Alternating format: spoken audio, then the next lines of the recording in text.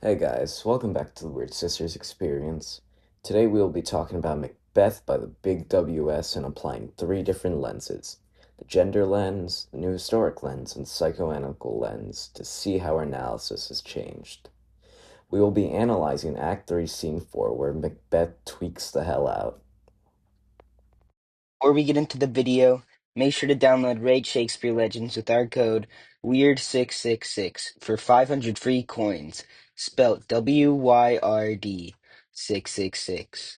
Now let's get into the video. Shakespeare's play Macbeth delves into the gender lens with the constant emasculation of Macbeth by Lady Macbeth. In Act 3, Scene 4, Lady Macbeth plays quite the prominent role. She has to play the role of solely the wife of the king, but still has to pull the strings on the puppet that is Macbeth. By appealing as an ordinary wife, Lady Macbeth is able to play into her stereotypical gender role and suppress the extent to which she has a hold over Macbeth. She presents herself in a way that is ordinary, greeting the lords as they come in. She says, "Sit, worthy friends, my lord is often thus, and hath been from his youth. Pray you keep seat. The fit is momentary upon a thought, he will again be well. If much you note him, you shall offend him and extend his passion. Feed and regard him not." Looking through the gender lens, the societal expectations and oppression of women of the time lead Lady Macbeth to be in this situation. Lady Macbeth absolutely switches up, though, when talking to Macbeth.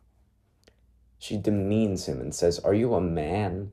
and continues to do so while Macbeth fights back, which he would not do earlier in the play.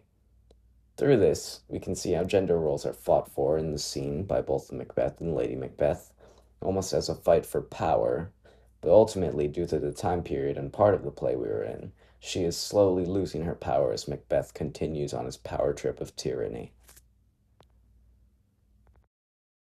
Another lens that is used in Shakespeare's Macbeth is the new historic lens, which reveals how Banquo's role in Macbeth, being changed from an accomplice to the murder of Duncan in real life to an innocent noble, is used as a tool to clear King James's name.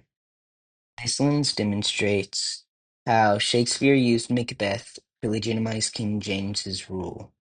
We can see how Shakespeare further builds onto legitimizing King James's rule through making Banquo's death tragic and pushing the idea that the man, Macbeth, who killed the king is further in the wrong with having Banquo's ghost being seen by Macbeth, with Macbeth saying to Ghost, "Why, what care I, if thou canst not speak to? If charnel houses and our graves must send those that we bury back, our moments shall be the maw of kites." Shakespeare, Act 3, Scene 4, lines 70 through 73. This shows the guilt that Macbeth holds towards killing Banquo, which Macbeth expresses through rejecting those feelings. And Shakespeare uses this to push the idea that Banquo was a noble hero, that Macbeth the murderer had to kill to forward his plot, which further pushes the cleansing of King James's name that is made with Banquo's changes in his character in Macbeth. The psychoanalytical lens is used in Macbeth to demonstrate Macbeth's deteriorating mental state due to repressed fears, resulting in delusion and paranoia. During Act 3, Scene 4, Macbeth hallucinates the ghost of Banquo during the banquet with the other lords. The hallucination of Banquo's ghost represents Macbeth's guilt about killing him, as they were close. Macbeth's reaction differs from the death of Duncan because Macbeth had a relationship with Banquo and less of a motivation to kill him, so he felt more guilty about Banquo's death. This is also the reason why Banquo manifested as a ghost and Duncan did not, as Banquo appears as a ghost being the very painting of Macbeth's fear, showing how his mental state is declining due to his repressed fears.